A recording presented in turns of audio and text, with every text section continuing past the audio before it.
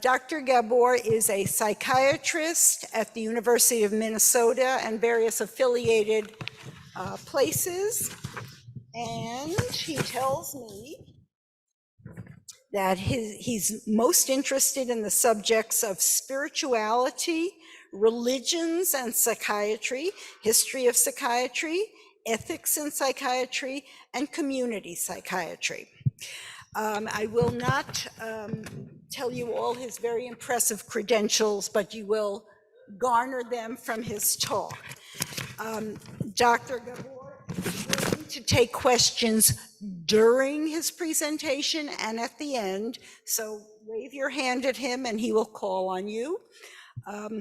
There are a few guidelines here. We ask everyone to listen with an open mind. We are all here to learn. We'd like everyone who wants to speak to have that opportunity, so please limit yourselves to one brief question or comment. You are encouraged to take what you have learned today without sharing other people's personal stories that might have been shared in the spirit of learning and community. If anyone needs extra assistance or wants to access a counseling professional, we have some on site.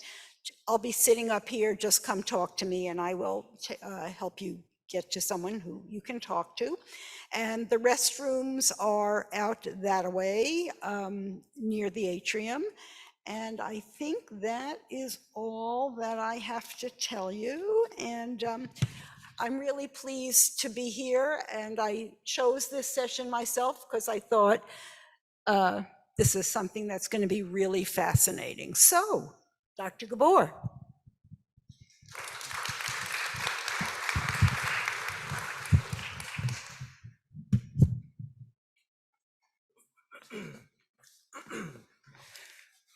Can you hear me? Can you hear me? Not very well. Okay. Not very well. Thank you. Thank you for the honest feedback. Okay, can you hear me now? Okay, very good.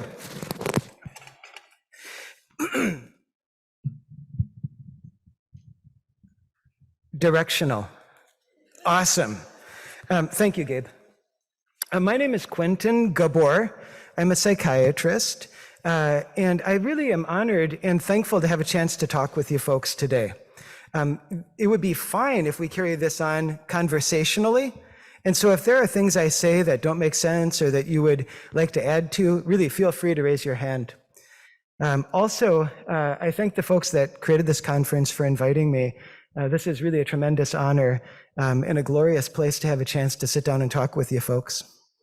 And then lastly, I would like to say that Nate Cannon's talk, though we did not coordinate, is a perfect preface to what we're going to talk about here today. Many of the things that I might suggest you consider, Nate really kind of lived and really demonstrated for us. And so it was an awesome thing to see.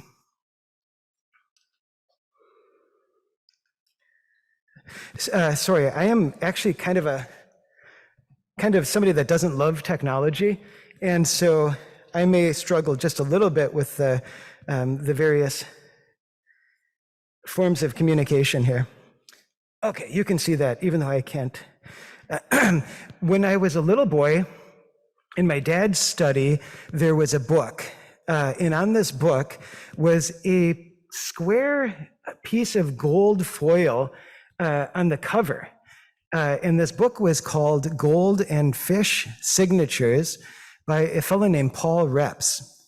And this was my favorite book because of the cover.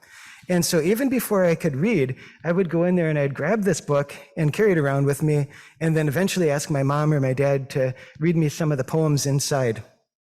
And this particular poem, as a little kid, frightened me. And all things considered, I still don't know that I understand the meaning, but I think about it very often. And when I think about living our lives meaningfully, to me, this seems like a very excellent Buddhist American way of kind of conceptualizing it. What it says is open head, open heart, open bones. And as a kid, I'd fractured my femur, and I knew what it felt like to open a bone, and it was horrendous. It was searing, horrible pain beyond imagination. And so the concept that this poem would finish with that, after starting with an open head and an open heart, I was very perplexed. And I remember thinking, holy cats, what is this all about? And all things considered, I think that it's an important lesson for living life, that if we don't open our heads and open our hearts, we aren't going to be living. I should say, out of the spirit of not imagining that I have really anything to tell you, and avoiding therapeutic colonialism, is what we call it nowadays, I would like to just read this poster created by Ricardo Levins Morales. He is a local artist and political activist, and his quote on here came from Lila Watson, who is a group member of an Australian Aboriginal rights organization. If you've come to help me, you're wasting your time. But if you have come because your liberation is bound up with mine, then let us work together. And that's the spirit in which I would approach this today. I readily understand that I'm in no position to tell you how to live a meaningful life.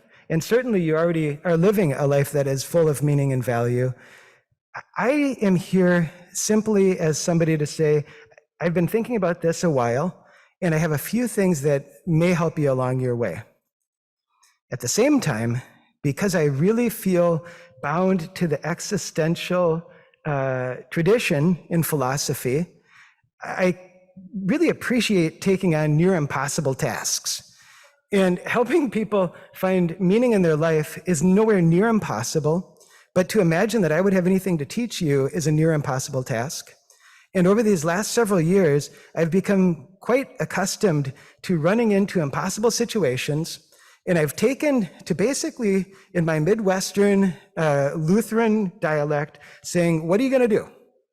And I've employed this so often throughout the pandemic that I've shared it with other people, and I wish that I could say it in a really New Yorker dialect, but I think the point of it is, when I encounter impossibilities, I'm asking myself, what am I going to do about it? And then I take one step forward and try.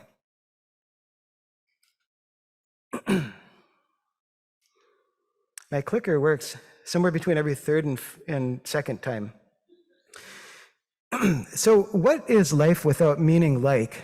I'm going to lean on a writer named Daniil Karms, who was a Russian dissident and intellect. And I believe that he wrote this while imprisoned in the Gulag. Once there was a red-headed man without eyes and without ears. He had no hair either. So that he was a redhead was just something they said. He could not speak, for he had no mouth. He had no nose either. He didn't even have arms or legs. He had no stomach either. And he had no back, and he had no spine, and he had no intestines of any kind. He didn't have anything at all. So it is hard to understand whom we are really talking about. So it is probably best not to talk about him anymore.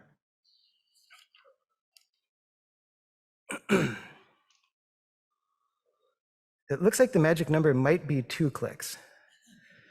I will say from the outset, a lot of what I'm going to tell you is not original, is not my creativity, but I do feel a real kinship in spirit to the person who we should really be thanking for this talk, whom is Viktor Frankl.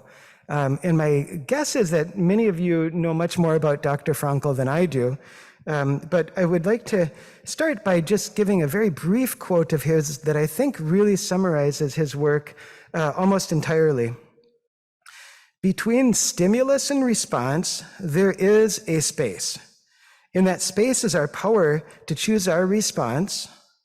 In our response lies our growth and our freedom.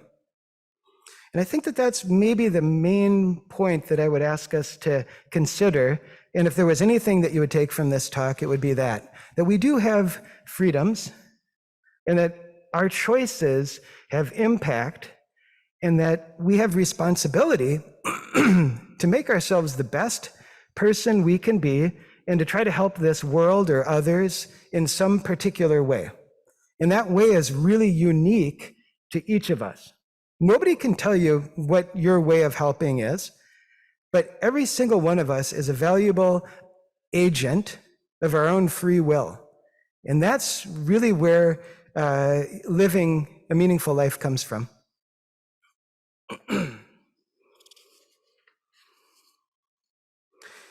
I've brought along a particular item today, and unfortunately I left it over in that bag over there, but I hope to show it to you, and what I'll do, you won't even notice. Once I find that I have enough time to show it to you, I'll run over there and I'll bring it back, and you won't even notice. But this particular item is very important, and it's something that I don't own, but has only been in my house for about 3 months, though the making of it goes way back to when my grandfather was 19 years old. And I wanted just to mention this because as I was putting this talk together, I realized there are some things in my own life that actually show that I've listened to Dr. Frankl and to the folks who have kind of proceduralized a meaning-centered approach to life. And I just want to mention a couple of quick things about my oldest son who retrieved this object and my grandfather who lost it, and my relationship with them. I should mention that this maternal grandfather of mine was an old school general practitioner and surgeon, and he diagnosed me with type 1 diabetes when I was 8 years old. And I was standing in his clinic with my mom and my dad and my brother and my grandpa and his staff, and my grandpa said, you know, Quentin, I have something difficult to tell you. You have diabetes. And as an 8-year-old, what I heard was, you're going to die. And so I immediately shot back because I was kind of a sharp, kind of a questioner as a kid. And I said, did you just say I'm going to die? And he said, no, sorry, I said you have diabetes. And it is a condition in which you have to watch what you eat, and we'll give you injections of insulin, and we'll help you watch your sugars. And the next question I had was, can I still eat popcorn? And as it turns out, popcorn was a thing that my grandpa and I had. We would make popcorn and put that cheese powder that they used to have on there and a lot of butter, and we would watch the Waltons. And he said, yes, we can still do that. Many years later, just as my eldest son was born, my grandfather and grandmother visited us in the north woods of Wisconsin. He and I were walking around the forest, and he was suffering from a cancer that caused him very substantial pain. And he used to wear this brace that would kind of hold his spine together so that he could be relatively active and it wouldn't hurt him terribly. And we were walking through the woods, and I hoped that he would give me some wisdom that would help me transform this terrible challenge I had with the sense of transience and death. And I said, you know, Grandpa, I really hate time. And I was hoping for a fella who had lived a very good life. He was in his 80s. He had accomplished what he wanted. He had retired and was part of a lot of benevolent organizations. He had a loving family. By all outward appearances, this would be a guy that would be able to have some wisdom and something to comfort me, although I wasn't exactly asking for comfort. And I think he and I both knew the answer anyways. But he said, you know, Quentin, I hate time also. And neither of us used that word lightly. I think both of our mothers taught us that really there are very few things in this universe that one should hate. But that said, both of us did hate the passing of things. As it turned out, the answer I'd kind of hoped that he had iterated and that I had thought of at the time was that if it wasn't for things passing, if it wasn't for things changing, none of us would exist.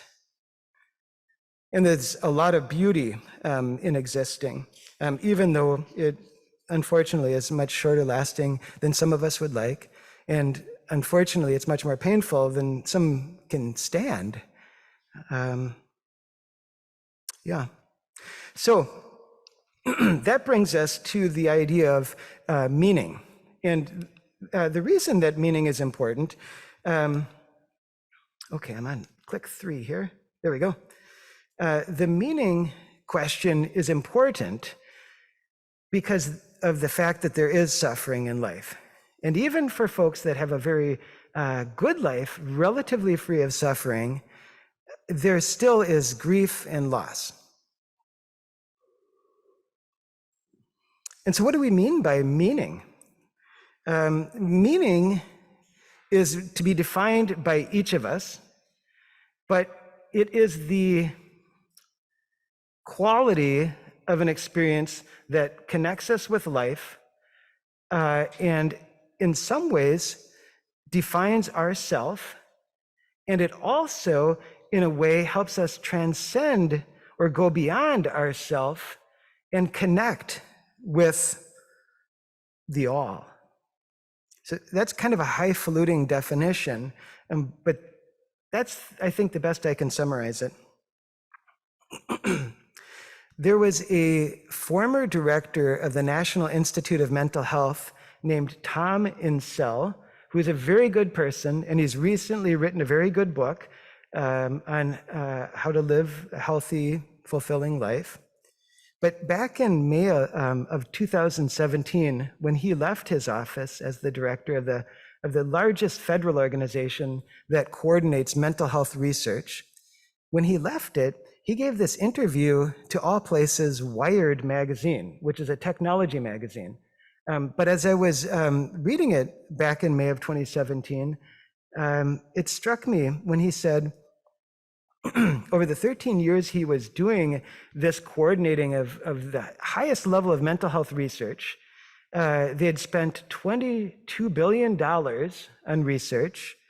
And the words, I'm going to put in air quotes, he said, we did a lot of cool research and had a lot of cool findings, but we really never tipped the needle on the things that are really important, like suicide or rates of psychiatric hospitalization. And in a way, kind of cynically, it occurred to me in the moment, it's probably because we're not really researching the things that really translate a person's suffering into something that even can be a triumph, at least on the highest levels, you know, in the wet labs of the universities. We're more looking at the basic functioning of the brain and the complexity of it. And the further we look into the brain itself, the more we realize that this is one of the most complex things in the known universe.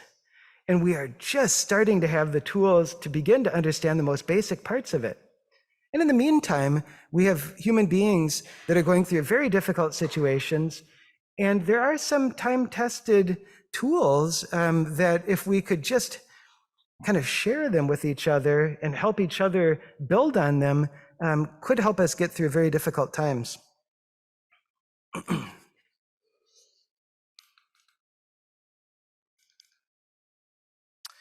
So when we look at what are the seeds, at least in the Western world, kind of from the Mediterranean north and then all the way west through Europe and the Americas, what are some of the seeds of better living or mental health through philosophy? And I want to just point out a couple of quick things. In ancient medicine, in ancient Greece, there was a relatively developed medical tradition. Think of Hippocrates, who gives our Hippocratic oath to physicians, where we solemnly swear to help folks and to not, take any advantage of the situation. But from those folks, they developed a tradition of ways to deal with illness. However, their way of dealing with illness was often things that were what we call emetics or purgatives, things that cause people to have diarrhea or to vomit, the herb hellebore, for instance. And they pretty much treated any illness, whether it was depression or a psychotic disorder or epilepsy or other gastrointestinal illnesses. They gave people hellebore and caused them to be terribly sick and to get rid of what they perceived to be black bile or different types of vapors in the body. There were, however, doctors of the soul, and these were folks that we would generally think of as philosophers, going back to folks like Socrates and Plato. And I didn't really fully realize this until researching for a class in history of psychiatry, but they literally called themselves doctors of the soul, or in Latin, psychiatry.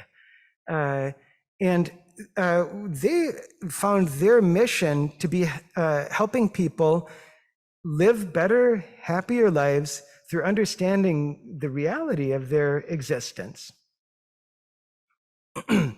There were a few groups of philosophers that took this to its kind of logical extreme.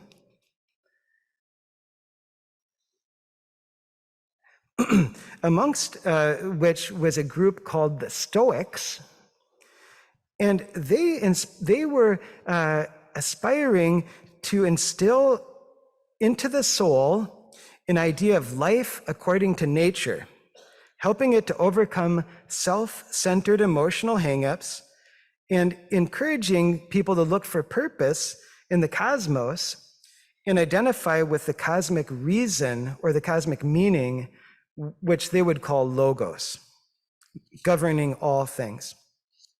There were other schools just down the road from these folks in Athens. The Epicureans, they encouraged people to not be so anxious about death or the supernatural world, and they tried to teach them to find contentment in the simplest satisfaction of their basic needs, going about their daily work, making their food, caring for each other. And then there were the Pyrrhonian skeptics. And these folks encouraged people to discard unnecessary beliefs and theories and find peace of mind in the realization that it may be uncertainty is really the only certain thing. And so these folks practiced a type of philosophy that they considered thought therapy. And they passed it on for many generations.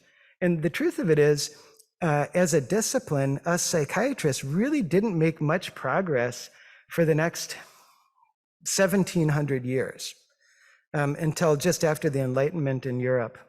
And I would still wager that those folks were really onto something, insofar as it goes towards helping people get beyond feelings of discouragement, anxiety, depression that isn't what we would nowadays call clinical depression, but also folks that have clinical depression balanced with a whole toolbox of treatments, including formal talk therapy or medications.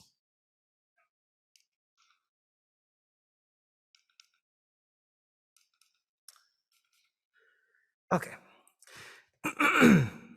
This brings us to Viktor Frankl. And I'm just going to say thanks to Viktor Frankl, as I tend to say internally every time I think about this fella. He was, and I'm sorry if I say things that you're already well familiar with, but he was a psychiatrist in Vienna in the 1930s. And his primary responsibility was treating impoverished, particularly women at the hospital that he worked, who suffered very severe depression and suicidality. And at the time, there were really few, if any, good treatments.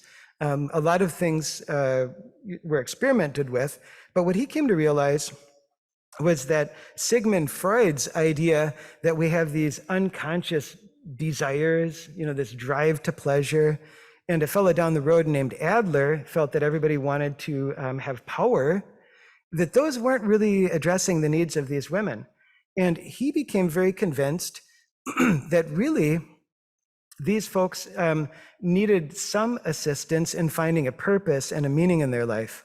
And so he thought deeply about this and had written a text that is now available called The Doctor and the Soul. But at the same time, we were entering into the Holocaust. And it is described that on a particular day that he was planning on moving from Vienna to America with his young wife and trying to get his folks and other family to join them. I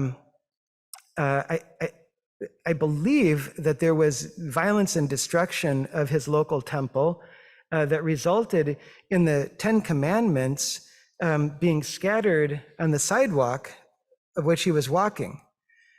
And he came upon the piece that said something along the lines of, honor thy parents.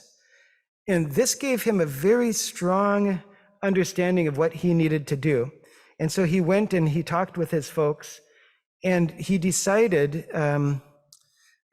tragically, and at the same time, in retrospect, he said that this was one of the most important decisions he had ever made. But tragically, he decided to not move to America. And shortly thereafter, he and his family were sent to the concentration camps, and his wife and folks and many of his family members were put to death. Through his experience in Auschwitz and Dachau and other camps, he had tremendous trials. And he details this in a very important book. Not to say that I recommend you read it, but if it's right for you, it is called Man's Search for Meaning. And as part of the treatment that I'm going to tell you about a little bit later on for folks that have advanced cancer, the first session ends with the homework assignment of reading the first chapter of this book. When I understood that that was part of this treatment, I really kind of questioned the protocol of this treatment, because to me it seemed intense and maybe even cruel to recommend reading the first 130 pages of Viktor Frankl's book. That's the first chapter. And that is the chapter that deals with his experience in the concentration camps. So I did not assign that in the first several times I ran this group therapy called meaning-centered psychotherapy. But I held it out there as an opportunity for folks if they wanted to read it. And what I quickly realized was almost everybody that attended the group read it. And a good number of them told me that it was the most profound and uplifting thing they had ever read. And I thought to myself, well, that is remarkable. As a young fella, when I read it, it seemed very heavy and very profound. But I hadn't imagined that somebody who may have weeks or a few months left to live would want to spend their time thinking about the terrible suffering and deprivation and cruel, evil system that had arisen during the Holocaust. But what people came away from it from understanding was, here was somebody, Viktor Frankl, who had tremendous street credibility of suffering and being unsure of their existence and facing death and loss, and could come away from it with a very strong sense of purpose and meaning and seeing beauty in life, even under circumstances that are way beyond my imagination.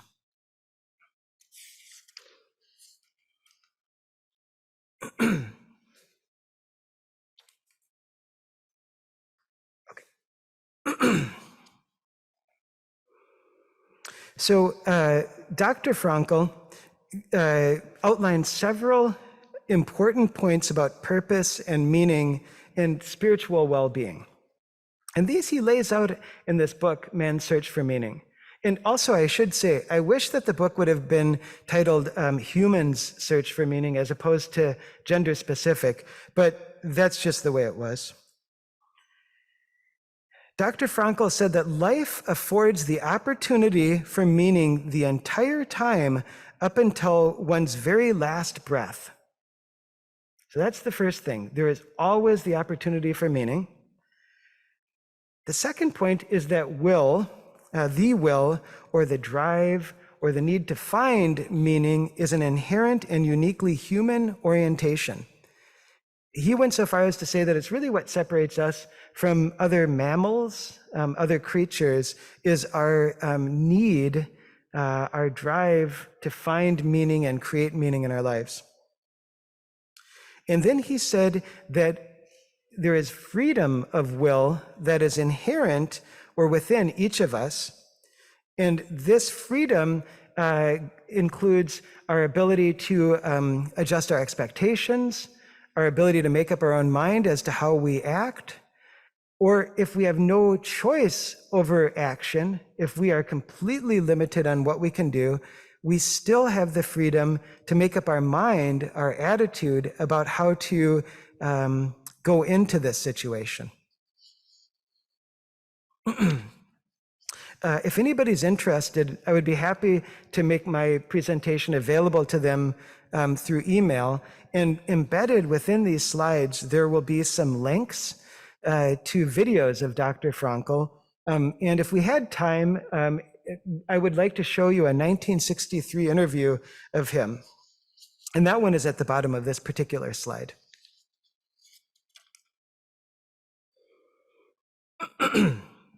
Dr. Frankl also highlighted three particular, what he called values that lead to meaning. And I think that these are probably the most important takeaway from our time here together. Dr. William Breitbart, a psycho-oncologist, meaning a psychiatrist that works with folks with cancer, created a particular treatment based on these values through Sloan Memorial Cancer Center in New York City. And they did very good research on this to ensure that this approach helped folks suffering from terminal cancer. And they found that by employing these meaning-making techniques, folks with end-stage cancer who may have had terrible anxiety, spiritual discouragement, and even a wish to end life soon or suicidality, had objectively substantial benefits by going through a program of several weeks long and kind of focusing on how to create meaning in one's life. So these values are broken down into three categories. The first is creative values, and this is really what we invest our life in. This is where we put our energy, put our motivation.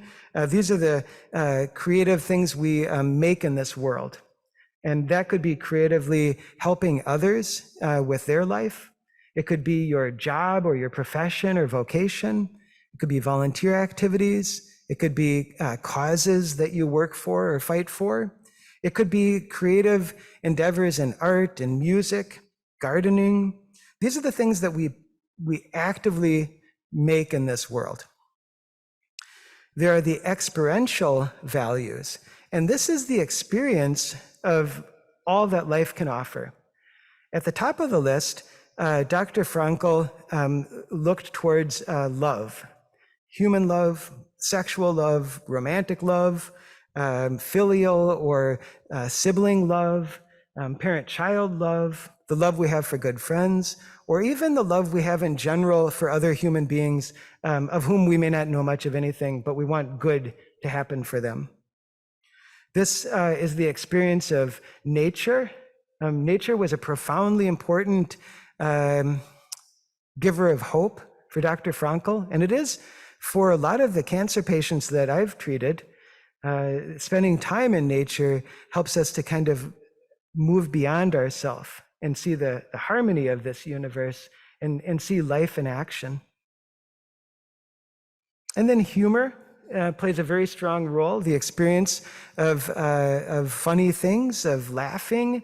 And as a matter of fact, Dr. Frankl said that this was probably the most powerful tool in the toolbox for surviving the concentration camps, was developing sometimes a very dark sense of humor, but that humor also is crucially important. And then the attitudinal values. And so this is the part where we can employ our freedom of thought to choose the attitude we have to face whatever it is that we're challenged with. And he felt that this was by far the most powerful and important element.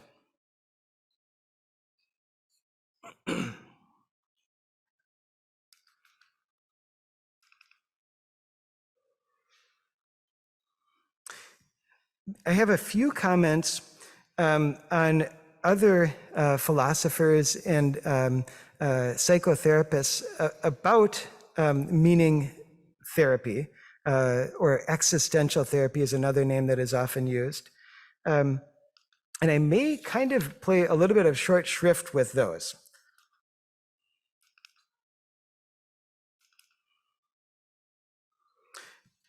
As a quote from Dr. Frankl, any attempt to restore a person's inner strength had first to succeed in showing him some future goal. In Nietzsche's words, he who has a why to live for can bear with almost any how, could be a guiding motto for all psychotherapeutic efforts. Whenever there was an opportunity for it, one had to give them a why, an aim for their lives, in order to strengthen them to the terrible how of their existence. And I sent a text message out to one of my buddies early in the pandemic, whose son, a 5-year-old young fellow, just had developed a particular type of renal cancer. And we had a long telephone conversation prior to this, but I sent this text message that is kind of my way of summarizing this concept. It is good to have the past to boost the present into near arm's reach of a beautiful future. And at the time, my friend had come to this conclusion that he was going to help his son through it, and at some point they would be able to paddle a tandem kayak on the Hudson River together. And in the moment, it didn't seem possible. But what he did was he purchased the kayak, and then subsequently, about a year later, as his son was proclaimed free of cancer, they celebrated by paddling the Hudson.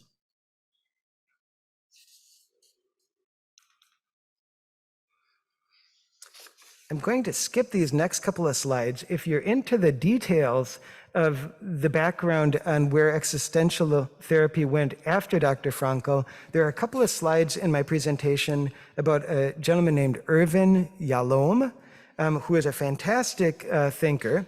And his book, Existential Psychotherapy, may be of interest to some of you. And then a gentleman named Rollo May. And his book, Existence, is a fantastic one if you like to take these thoughts deeper.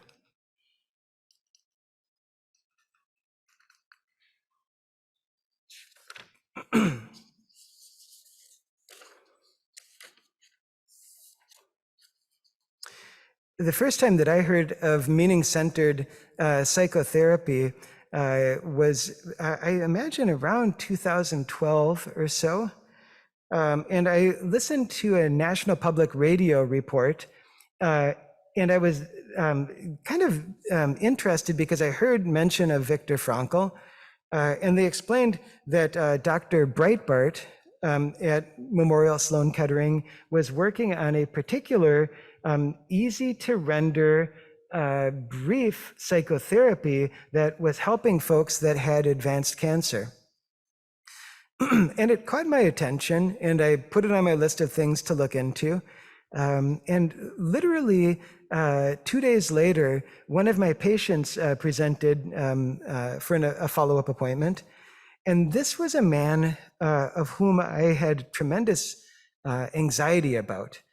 He was a gentleman who had had a very severe course of depression, and a personality disturbance that led him to have very frequent suicidal thoughts and behaviors.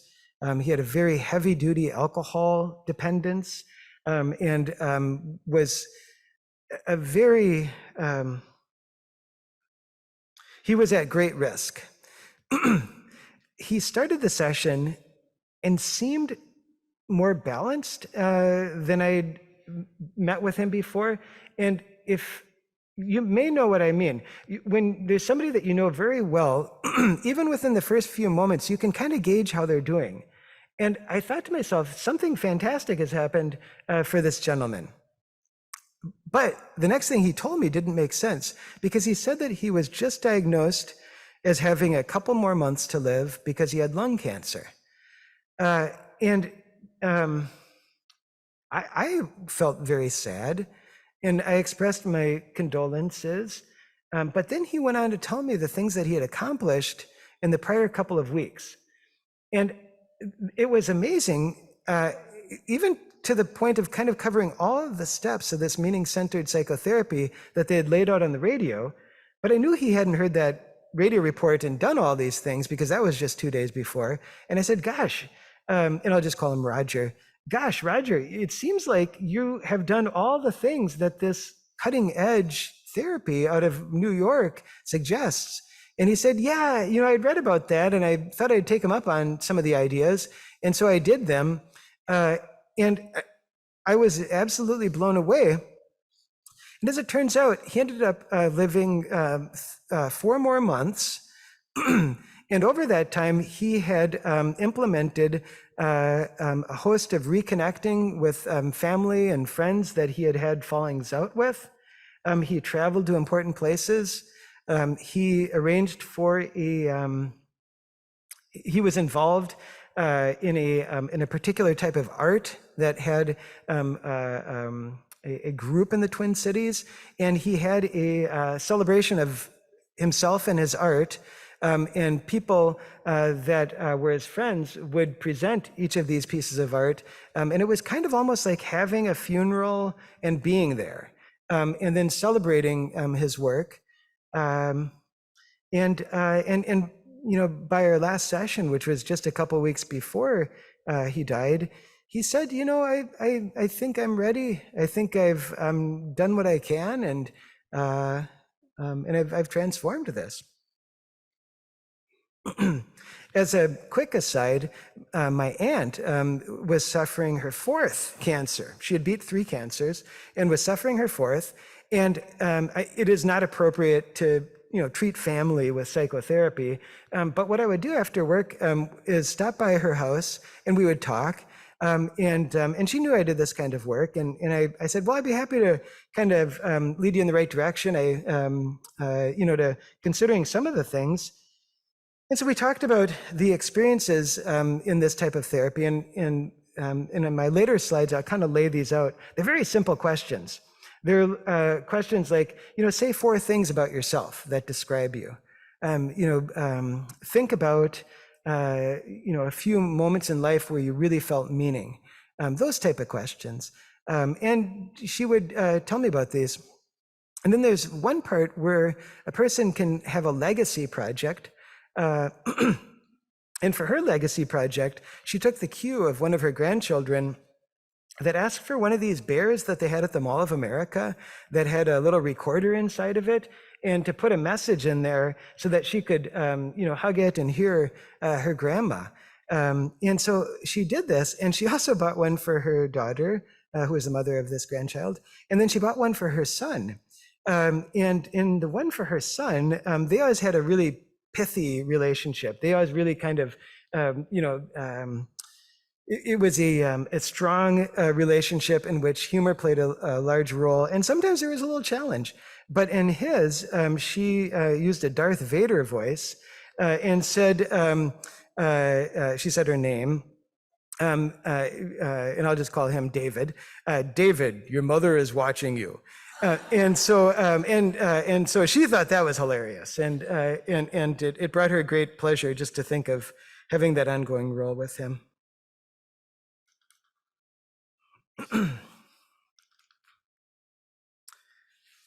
Okay, we skipped the next one, and that was just me saying that I think that these techniques, these thoughts, these considerations can be used for a whole variety of different mental health situations. And in fact, the group at Memorial Sloan Kettering has encouraged anybody around the world to use these techniques, and then if possible, give feedback as to effectiveness, and if there's any downsides. And it's been employed around the world in, I think, 18 different languages, and including people that don't have cancer, family members of folks that have cancer, kids and adolescents that have cancer, people who have recovered from cancer. And so they're safe and very effective approaches to improving one's sense of meaning in life.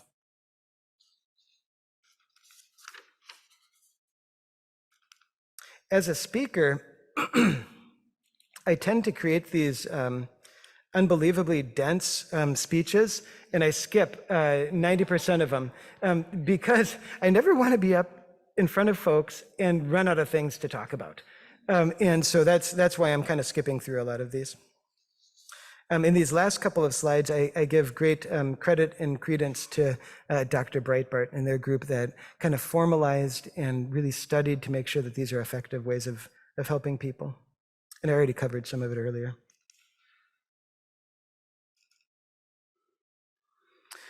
So the basics of meaning, I think we've, okay. My iPad is telling me that there's an app being installed. I think that that's not an issue, because you can still see it. Okay.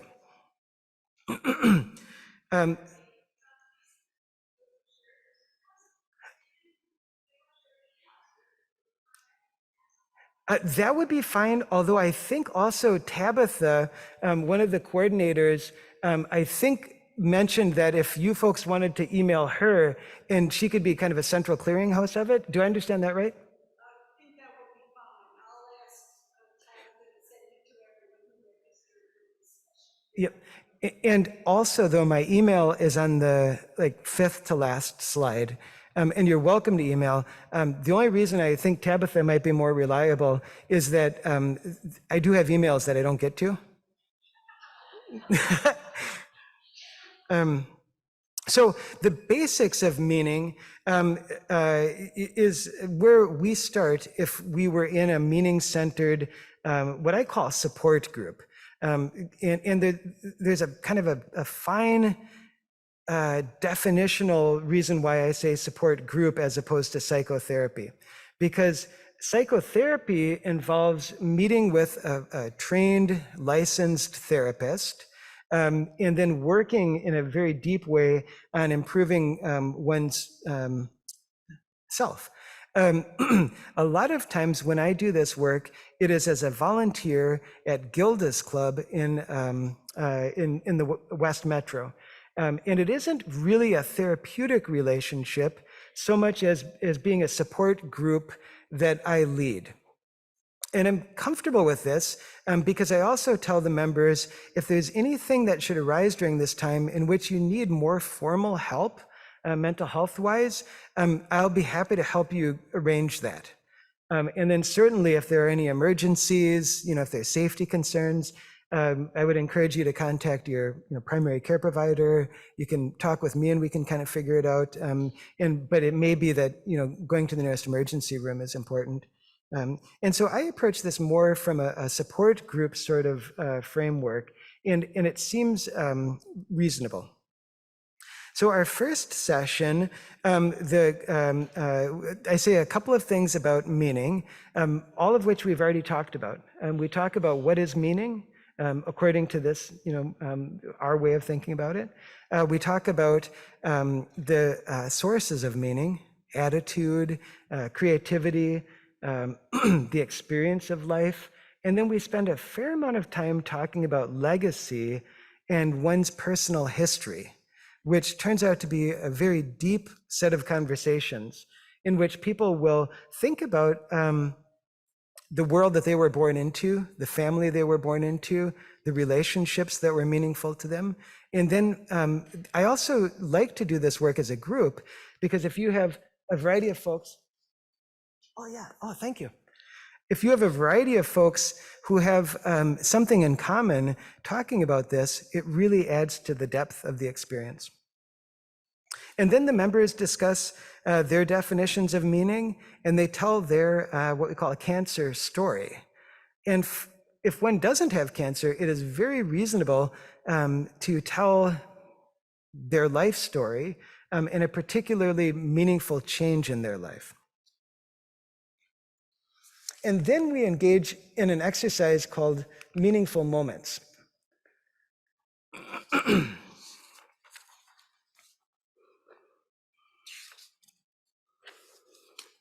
And just to give you an idea, this is very simple stuff. List 1 or 2 experiences or moments when life has felt particularly meaningful to you, and say something about it. This may be a special event or a person. It may sound powerful or mundane. It could be something that helped you get through a difficult day or a time when you felt most alive, or a moment that deeply touched you.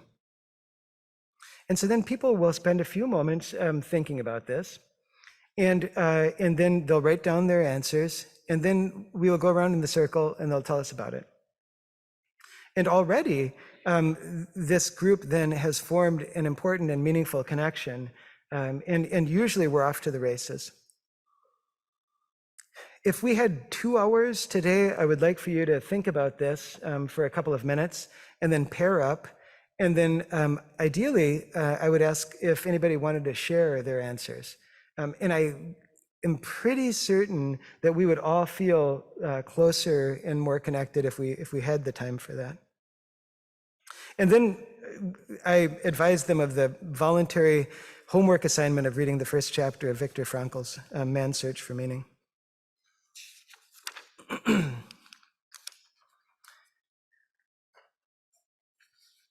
Dr. Frankl said, "We must never forget that we may find meaning in life even when confronted with a hopeless situation, when facing a fate that cannot be changed.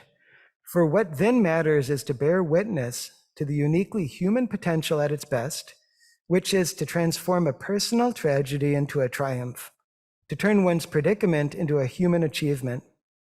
When we are no longer able to change a situation, such as inoperable cancer, we are challenged to change ourselves."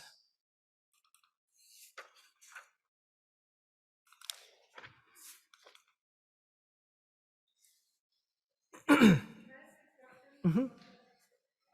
I hesitate because I want you to be able to get to your end of your talk, but I also heard that there's minutes left in the presentation. About 11 minutes left, so there's plenty of time. There's about 11 minutes left, so we have plenty of time. Take your time. Mm-hmm. So it has to do with that, life circumstance, what it is. Can everybody hear me okay? So you kind of give the description about meaning and experiential and attitudinal. Mm-hmm. I'm struggling with the attitudinal. Yeah. So when life is the way it is, or you have the mental illness that you have, or whatever, how that isn't just, get over it, or, knock it off, or pull yourself up. Yeah, how it is not pull yourself up from the bootstraps. Yeah. Yeah, very good question. And in the case that folks had a hard time hearing, how do we consider this idea that we have freedom of our attitude in a way that can kind of, help us when we're faced with a really difficult situation? And how is that different from saying, just pull yourself up by the bootstraps? It's kind of saying pull yourself up by the bootstraps, to be frank. And at the same time, one of the things that we've come to understand is that if we go through a difficult situation and we mainly try to, just support each other, we try to look on the positive side of things. If we don't really look at the depth of how difficult it is, we aren't going to be in a position where we can kind of rebuild ourselves. And as a matter of fact, surprising to me, and something I can never tell anybody. I would never, ever tell anybody this myself, but people have told each other that even what they consider the most terrible information, that they may not live more than a couple of weeks or a couple of months, can be kind of it can be kind of a terrible gift, in which it really helps them to focus on what's important in their life. And once they can acknowledge and digest the fact that their life is going to be different than they want, they may then be able to reset and make some choices to pursue what is most important to them. And so it's not to say that the suffering isn't real, and it's not to say that the challenges aren't real, and it's not to say that life is going to be anything like what a person had, imagined it could be, but it's saying that you still have opportunities, and you still have, ideally, some choice as to how you think about your situation, and how you move forward. So it doesn't diminish suffering at all, but it does say that we have some choices. And for instance, Dr. Frankl, he saw that there were different ways that people that had outwardly no choices in say the concentration camp, that there were some who would choose to do some good for others.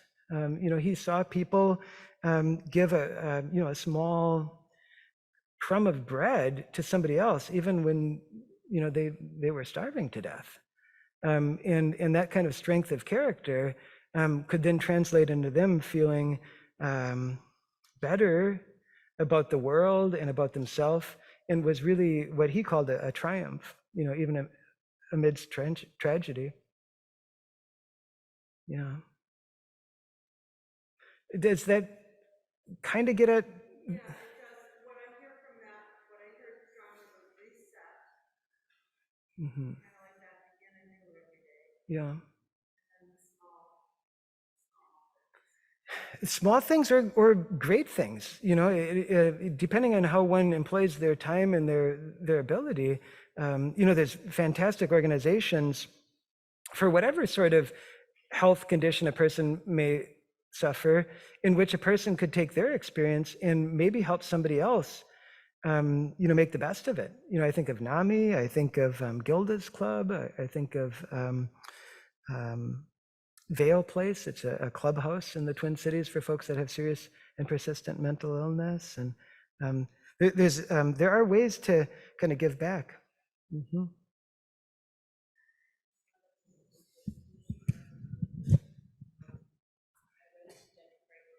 Many years ago. And the thing that was the biggest takeaway for me is that somebody can take away everything from you, your freedom, your ability to eat, drink, go any place. There's only one thing you can't take away from anybody, and that's how you think about something. And that thought can then lead to behavior. So sometimes when we have nothing to choose, we're in a situation that is put upon us.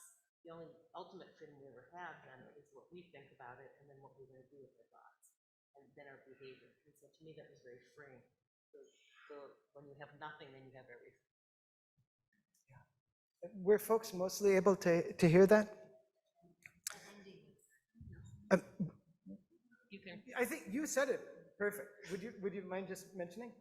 Counterintuitively, when somebody can take away everything from you, the only thing they can't take away then is your thought about what you choose to do in any situation. So if you have no freedom, like in a concentration camp, of food, clothing, shelter, you're told what to do, when to do, how to do it. The only thing you ultimately have the freedom of is your brain, how you're going to feel and think about something, and then that in terms, how are you going to act? So when you have nothing to choose and nothing to do, you have everything to do and everything to choose. Yeah. And then sometimes when you just, instead of focusing on yourself, you're focusing on the other persons around you, then it takes those feelings away, It gives you a different attitude because you're thinking about other people, We're there for each other.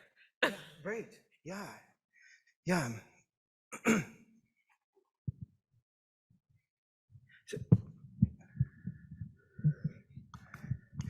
So as an example, there was a gentleman in his 50s, and he had a young family, and he was diagnosed with a kidney cancer, and he was advised that he probably had weeks to a few months to live, and he really became despondent because of this. He wasn't able to work his job.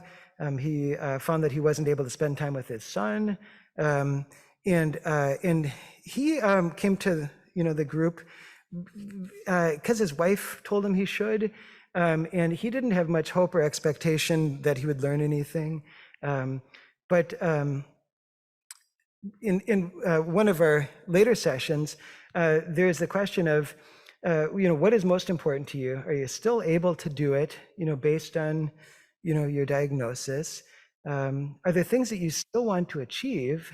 And what is the legacy you would like to leave for the world or the future? And he put some serious thought into this, and he decided that he wanted to finish building a clubhouse for his son. And so he put it into action. And and you could see it on him. He was noticeably brighter.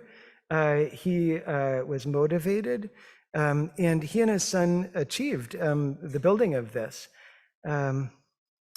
It was after this that he qualified for a research study, and it was successful, and his life was extended even to this point.